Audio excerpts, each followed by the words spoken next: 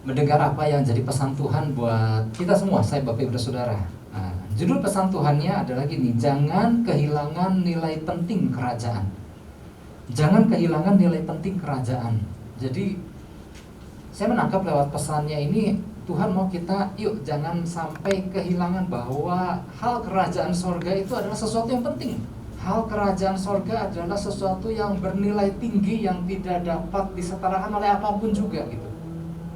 Nah, kita bersyukur untuk pesan ini buat kita karena gini, mungkin seiring dengan perjalanan orang-orang percaya, seiring dengan apa yang sedang terjadi, seiring dengan mungkin problema yang kita hadapi, mungkin jangan sampai membuat nilai penting daripada kerajaan itu menjadi menurun, terjadi degradasi nilai. Nah, di sini kita bersyukur kalau Tuhan ingatkan bahwa apapun yang terjadi, mari kita tetap memandang bahwa hal kerajaan surga adalah hal yang sungguh amat penting. Saya mau ajak kita buka Matius pasalnya ke-13 ayat 44 sampai 46. Ada 3 ayat di sini yang dimana mari saya mau ajak kita sama-sama semua bersama-sama membacakannya tentang 3 hal ini. Kalau kita perhatikan Bapak Ibu, dari 3 ayat yang nggak terlalu panjang ini, sebetulnya Yesus lagi menyampaikan 2 perumpamaan sekaligus yang sama sebetulnya. Oke, yang ayat 44, 1, 2, 3. Hal kerajaan surga itu seumpama harta yang terpendam di ladang, yang ditemukan orang lalu dipendamnya lagi. Oleh sebab sukacitanya, pergilah ia menjual seluruh miliknya lalu membeli ladang itu. Oke, 45. Demikian pula hal kerajaan surga itu seumpama seorang pedagang yang mencari mutiara yang indah.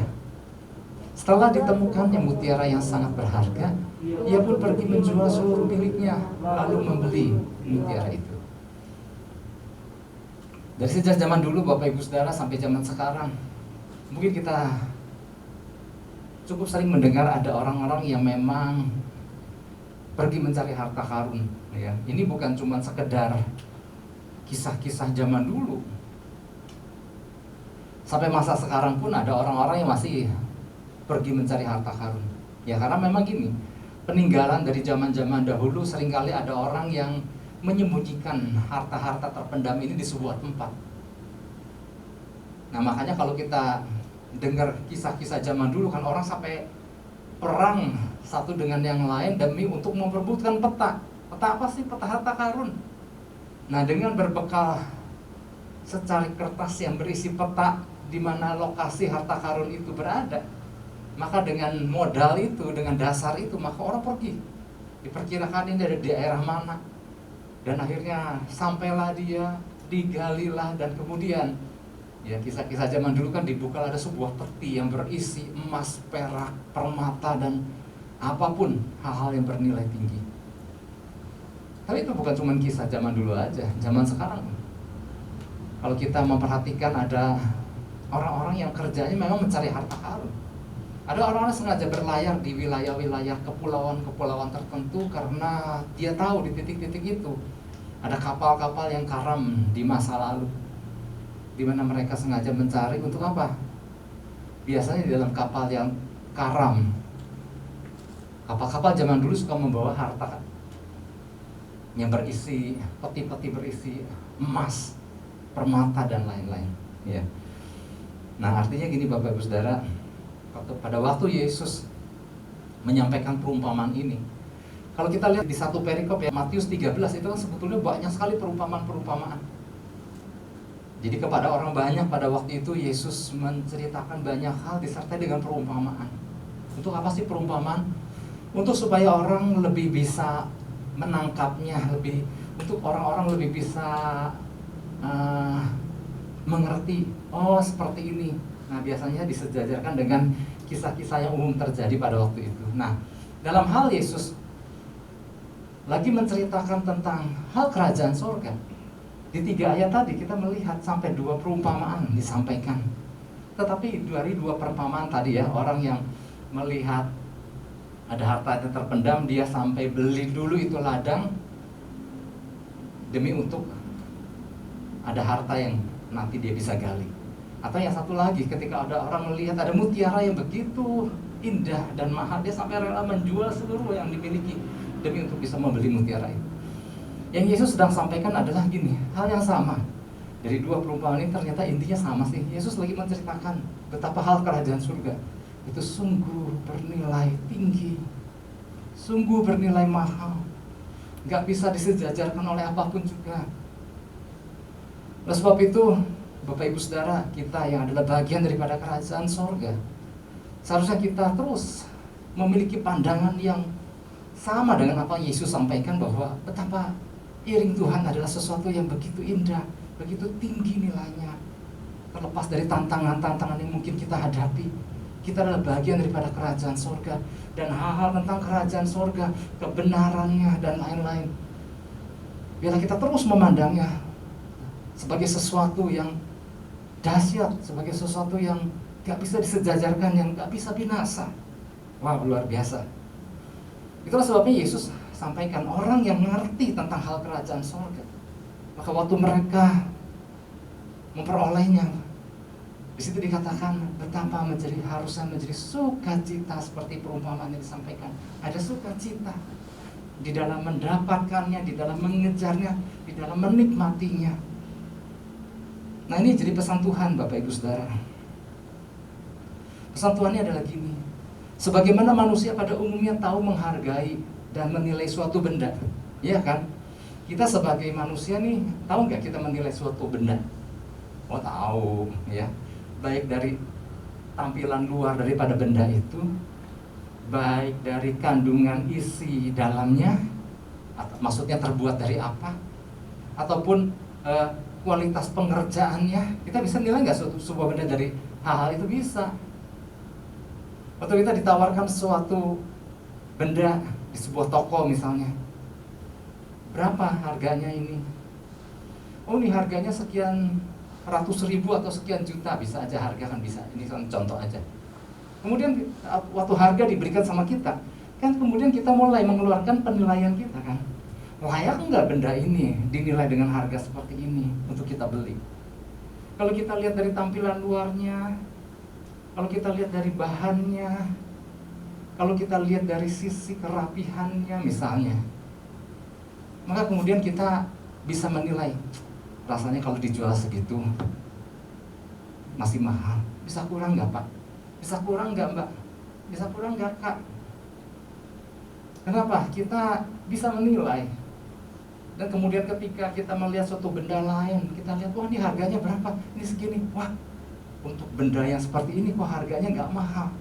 Wah, boleh deh gitu ya. Kenapa? Kita bisa nilai. Nah, kalau kita bisa menilai benda-benda yang ada di sekitar kita yang mau kita beli ataupun apapun ya, kita bisa melihat. Atau waktu kita melihat benda sebuah karya seni, kita bisa menilai dari siapa yang membuatnya dan lain-lain. Artinya gini, manusia tuh bisa nilai kok. Nah, kalau manusia bisa menilai suatu benda, seharusnya kita sebagai orang-orang percaya, tentunya juga kita bisa menilai harta kerajaan sorga yang Tuhan telah percayakan sama kita. Wow, kalau kita paham ini indah loh Bapak Ibu Saudara. Kita akan terus bersyukur sama Tuhan, ya ampun Tuhan, dari sekian banyak kok Engkau pilih aku menjadi bagian daripada alat kerajaan-Mu. Dari situ aja kita bisa memandang, wow, betapa luar biasa. Kenapa? Kalau kita bisa menilai, maka kita seharusnya juga bisa menilai hal-hal tentang kerajaan sorga. Jadi artinya gini, betapa tinggi nilai harta kerajaan sorga sehingga nggak bisa dibandingkan oleh apapun. Kenapa bernilai tinggi? Karena Tuhan yang memilikinya. Kenapa bernilai tinggi? Karena Bapa sendiri yang menganugerahkannya kepada kita. Kenapa bernilai tinggi? Karena punya nilai kekekalan. Kenapa bernilai tinggi? Karena hal kerajaan sorga mampu menyelamatkan orang yang tersesat, mampu menyelamatkan orang yang hilang. Artinya ada kuasa di dalamnya. Pokoknya ada nilai-nilai dahsyat. Kerajaan sorga bukan soal makanan dan minuman, tapi soal kebenaran, damai sejahtera, sukacita, Roh Kudus. Kerajaan Allah itu bukan soal perkataan, tapi soal kuasa. Wow, kalau kita paham betapa tinggi nilainya, betapa wow, kita adalah bagian daripada hal-hal yang dahsyat itu. Tapi sayangnya gini Bapak Ibu Saudara, melalui pesan ini gini. Nggak jarang orang percaya yang nggak menyadarinya. Mulai dari memandang harta kerajaan sorga, seringkali dipandang nggak semahal yang seharusnya. Ada begitu orang begitu mudah untuk menyepelekannya. Nggak sedikit orang-orang yang setelah diberikan nggak menghargainya. Bahkan nggak sedikit orang percaya menganggap hal-hal yang dari dunia malah lebih mahal. Wah, ini kan menyedihkan. Nah, inilah yang jadi pesan Tuhan. Nah, Tuhan mau prioritas terhadap hal-hal yang berkaitan dengan kerajaan sorga ini jangan sampai tergantikan oleh apapun. Tantangan boleh datang, masalah boleh menghadang, kondisi boleh lagi nggak nyaman seperti sekarang. Tapi gini, jangan sampai nilai-nilai kerajaan sorga itu menjadi nggak ada, dianggap nggak bernilai. Padahal di saat-saat seperti ini, hal kerajaan sorga harusnya menjadi prioritas, tetap menjadi prioritas yang terutama bagi kita.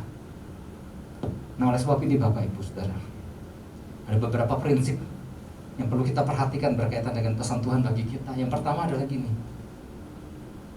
hilangnya hubungan membuat hilangnya pula nilai yang terkandung di dalamnya. Hilangnya hubungan membuat hilangnya pula nilai yang terkandung di dalamnya. Jadi hubungan penting nggak? Ternyata hubungan penting dan itu ada kaitannya di dalam cara kita memandang apa yang terkandung lewat hubungan. Kalau hubungan baik, maka kita mampu memandang segala sesuatu yang berasal dari kerajaan surga memiliki nilai tinggi. Tapi ketika hubungan menjadi rusak, atau orang percaya nggak mempedulikan hubungan, maka cara dia memandang hal-hal tentang berkaitan dengan kerajaan surga menjadi seolah-olah kayak nggak ada artinya. Bapak Ibu Saudara yang pernah mengikuti pelajaran, ya khususnya pasti semua pernah ikut yang namanya Dua Kerajaan, pernah dengar. Ada satu kisah yang sering kali saya ceritakan tentang seorang ibu yang kehilangan cincin. Dia mengupayakan segala cara. Ya, memang contohnya pada waktu itu memang untuk contoh hal yang negatif, karena ibu ini rela melakukan apa saja demi untuk kembalinya itu cincin.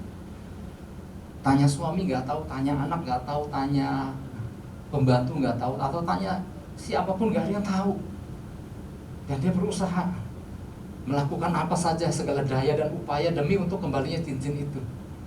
Nah, kenapa dia sampai begitu berusaha mendapatkan cincin itu? Dia bilang, Pak, cincin ini sangat berarti buat dia. Bukan karena mahal harganya di toko, tapi cincin ini memiliki makna tersendiri buat dia. Ini cincin pemberian suami dulu ketika belum menikah, ia memberikan cincin ini. Dan cincin ini memiliki sebuah riwayat perjalanan hubungan kami gitu. Jadi artinya gini, karena dia punya hubungan dengan suaminya, karena ia mengasihi suaminya dan suaminya mengasihi dia, maka cincin yang mungkin nilainya nggak terlalu mahal, buat dia ini sangat bernilai. Kenapa? Hubungan. Mungkin segala daya upaya yang dia keluarkan demi untuk mendapatkan cincin itu mungkin sudah jauh lebih mahal daripada nilai cincin itu sendiri. Tetapi buat dia ini sangat mahal. Karena apa? Ini memiliki arti, karena ini berkaitan dengan hubungan dia dengan suami. Karena ada sesuatu di situ. Hubungan yang membuat nilai sesuatu itu menjadi begitu penting. Oke, ayatnya masih sama, Matius 13 ayat 44. Hal kerajaan sorga itu seumpama harta yang terpendam di ladang, yang ditemukan orang lalu dipendamnya lagi. Nah, ini kan seringkali orang tanya, kenapa sih harta terpendam di ladang ditemukan orang kemudian dipendamnya lagi? Jadi gini latar belakangnya Bapak Ibu. Ketika Yesus menceritakan hal ini kepada orang banyak, mereka paham. Karena di masa itu, di tanah Palestina pada waktu itu, orang-orang sana juga suka nabung, suka menyimpan harta milik, suka menyimpan harta. Dia suka membelikan, mereka lebih memilih untuk kelebihan uang yang mereka miliki, mereka lebih memilih untuk dibelikan emas atau perak atau benda-benda berharga lain. Ya kalau zaman sekarang mungkin dibelikan surat berharga, surat saham gitu misalnya. Mereka cenderung lebih memegang benda yang berharga daripada mereka membeli tanah. Ya beda dengan zaman sekarang, ada orang juga menginvestasikannya dalam bentuk tanah. Tapi di masa itu orang nggak biasa untuk membeli tanah. Kenapa? Masa peperangan kadang-kadang terjadi, sehingga kadang-kadang mereka harus mengungsi. Tapi dengan memiliki harta benda itu, dia bisa membawanya kan. Tapi kalau tanah kan nggak bisa dibawa-bawa di masa itu karena kondisi. Nah maka biasanya gini, kalau dia megang emas, perak, permatanya aja kan bisa dicuri juga. Maka apa yang dilakukan? Mereka menguburkannya. Mereka akan menguburkannya pertama-tama dimasukkan dulu ke dalam sebuah guci misalnya. Lalu dia menggali di tanah miliknya dan menguburkannya. Nah, hanya orang yang menguburkannya yang tahu di mana titik di mana ia meletakkan semuanya itu. Dia tahu ya, di titik ini dia punya tanda itu.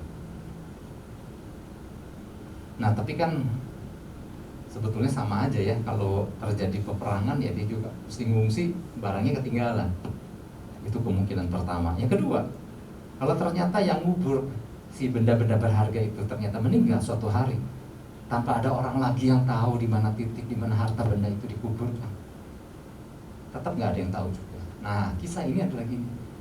Seumpama harta yang terpendam di ladang. Nah, suatu ketika ada orang lagi menggali di atas tanah itu, kemudian dia mendapatkan bahwa aku menemukan sebuah guci berisi emas, permata, perak dan lain-lain. Nah, menurut hukum di sana, kalau dia temukan benda-benda berharga itu bukan di tanah miliknya sendiri, maka dia harus menyerahkan kepada pemiliknya.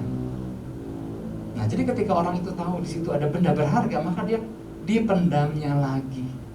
Waduh, ini berharga sekali nih, tapi aku nggak berhak. Maka dia kuburkan dulu. Nah, kemudian apa yang dia lakukan supaya dia berhak? Dia akan beli itu tanah. Dia menjual, tapi mahal. Ya dia menjual karena dia tahu ini nilainya tinggi. Maka dia jual apa yang dia miliki. Setelah dia memperoleh sejumlah uang, dia beli itu tanah karena dia tahu di dalam tanah itu ada harta terpendam. Seperti itu latar belakangnya. Jadi dengan memiliki tanah itu, maka dia juga memiliki apa yang terkandung dalam tanah itu. Apa yang kita inginkan di dalam kehidupan kita, Bapak Ibu Saudara, apapun itu, biasanya sama seperti manusia pada umumnya. Kalau menginginkan sesuatu, maka orang biasanya akan mengorbankan hal-hal yang telah ia miliki demi untuk mendapatkan apa yang dicari. Ya, zaman sekarang kan sama, prinsip itu kan berlaku di segala zaman kan.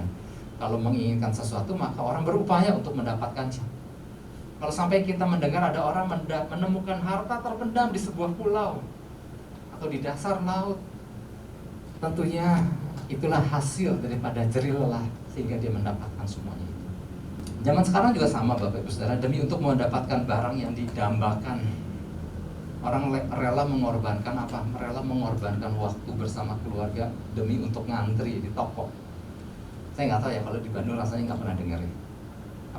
Apa nggak ngikutin aja kali ya. Tapi seperti di kota-kota lain, di ibu kota atau di kota-kota di luar negeri, ketika ada produk barang yang memang punya nilai tinggi dan kemudian dijual dalam jumlah terbatas, maka sebelum dipasarkan, besok mulai dipasarkan, nah malamnya orang-orang udah ngantri tuh demi untuk mendapatkan pertama benda itu dengan harga yang, karena gini, benda yang terbatas jumlahnya itu akan kemudian harganya melambung tinggi, maka orang berebut untuk mendapatkannya. Jadi gini, demi untuk mendapatkan sesuatu orang berusaha.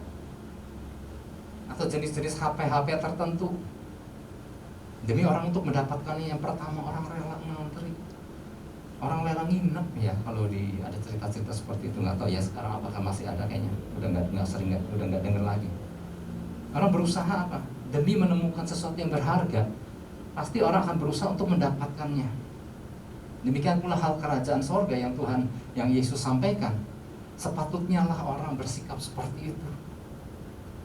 Oleh sebab sukacitanya, pergilah ia menjual miliknya lalu pergi, lalu membeli ladang itu. Nah, apa yang membuat orang itu bersukacita meskipun dia harus menjual segala yang miliki? Karena apa? Dia tahu sebenarnya apa? Nilai harta yang terkandung di dalamnya itu, maka dia rela menjual segala yang dimilikinya. Demikian juga hal kerajaan sorga. Yesus lagi menjelaskan, wow, Bapak punya rencana.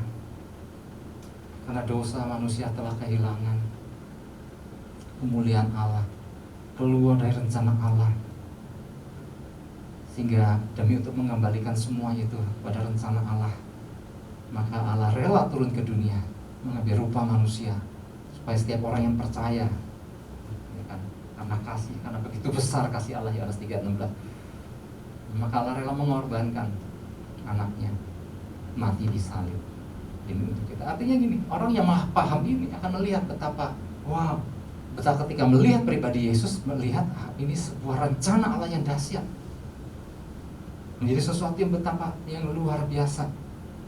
Jadi kalau kita ada hari ini di dalam Kristus, sepatutnya kita bersyukur, bukan karena aku baik, tapi karena anugerah Tuhan, aku dipilihnya, kita dipilihnya untuk menjadi bagian daripada kerajaan surga. Sehingga gini, orang yang tahu menilai bahwa ini adalah sesuatu yang penting dan berharga, maka bayangkan Bapak Ibu Saudara, ketika kita dipercayakan untuk melayani Sang Raja di atas segala raja, pelayanan menjadi sesuatu pelayanan menjadi sesuatu yang tidak bisa dinilai, karena begitu membanggakannya Tuhan. Siapakah aku ini sehingga kau percayakan aku suatu pelayanan.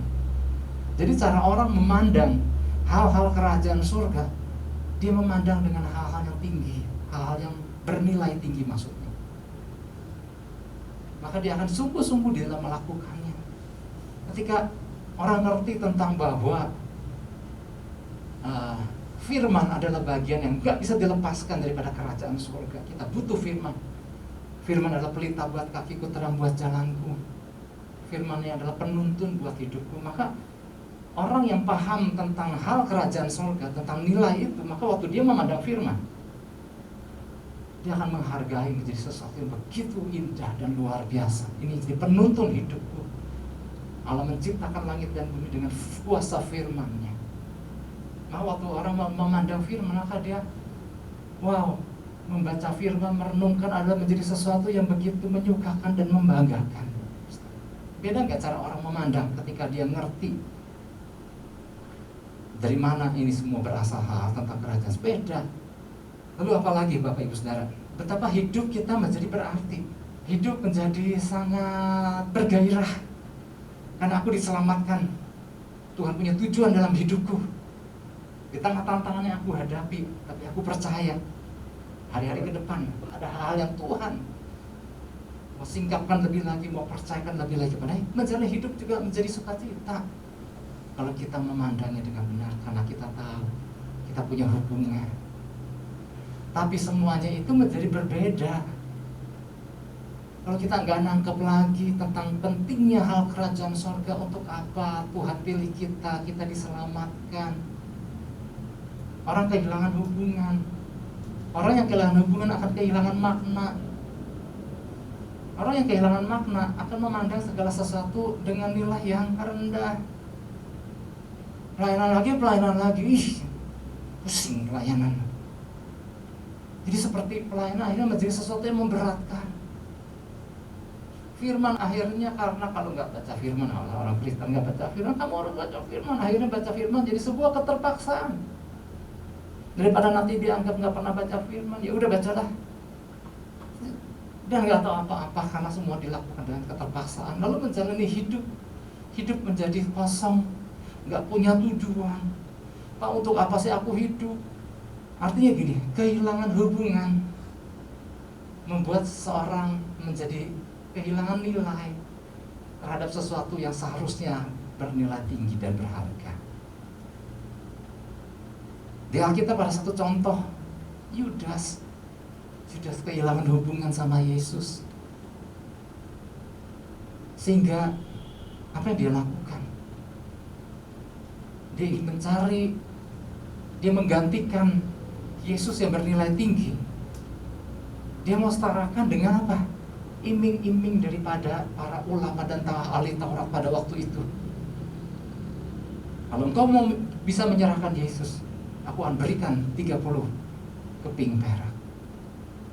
Dan akhirnya setelah ditimbang-timbang, Yudas pikir, iya, boleh juga nih 30 keping perak. Uangku akan bertambah, aku akan bertambah kaya, lebih menjadi hartaku menjadi bertambah 30 keping perak kalau aku menjual Yesus, kalau aku menyerahkan Yesus. Saudara bayangkan, Seseorang yang kehilangan hubungan akan memandang hal yang mahal menjadi rendah. Yesus yang gak bisa dinilai oleh apapun, dinilai cuma 30 keping perak sama Yudas. Kenapa? Kehilangan hubungan. Oleh sebab itu mari hari-hari ini ketika kita mendengar connected to God, bukan cuma sekedar itu lagi, jalin hubungan lagi, tapi gini Bapak Ibu Saudara, ketika kita paham, ketika kita menjalin hubungan dengan benar, maka kita akan memiliki cara pandang yang benar. Kita akan memandang segala satu hal yang berkaitan dengan kerajaan surga menjadi tinggi dan bernilai tinggi dan mahal. Itu yang pertama ya.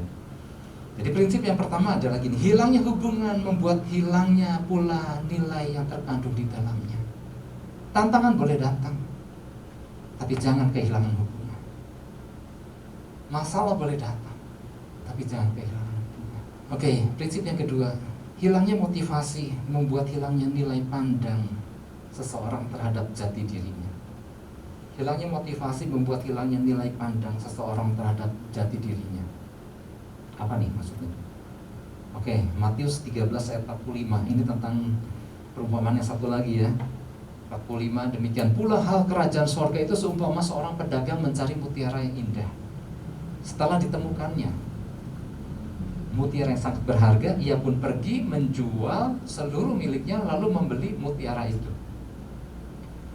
Lalu Yesus melanjutkan kan dengan perumpamaan yang kedua, bahwa hal kerajaan sorga itu seperti pedagang yang mencari mutiara yang indah.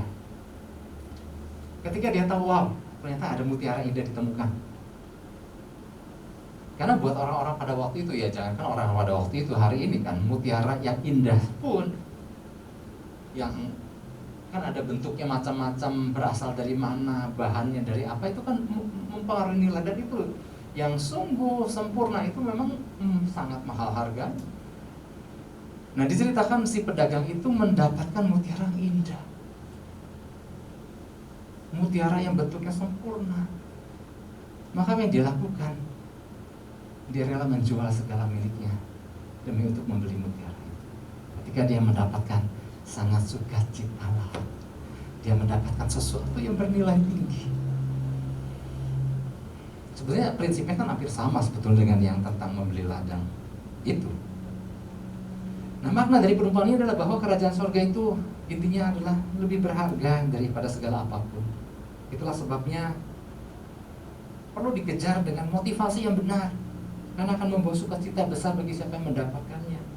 Nah, dalam menjalani kehidupan ini, Bapak Ibu Saudara, apa menjadi motivasi utama kita? Apa sekedar ada di tengah-tengah tanpa tahu apa yang harus dilakukan?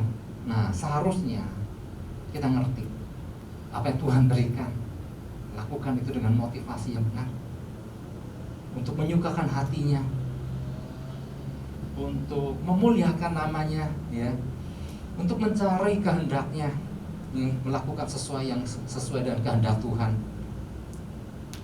Nah, hilangnya motivasi ini dari seorang pemercaya akan berdampak dari cara orang itu memandang kepada dirinya, Bapak Ibu Saudara.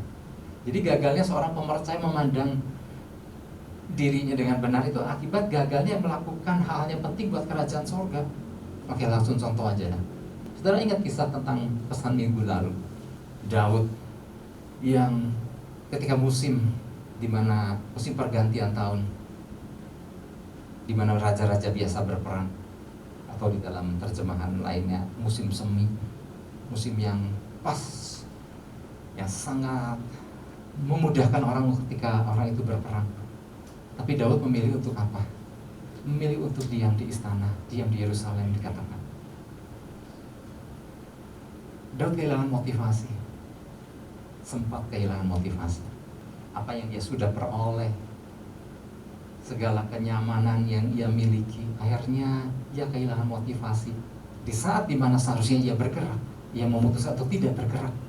Nah, bayangkan Bapak Ibu Saudara, orang yang kehilangan motivasi, waktu dia melihat sesuatu, bayangkan seorang Daud yang akhirnya menjadi luntang-lantungan di istana kan.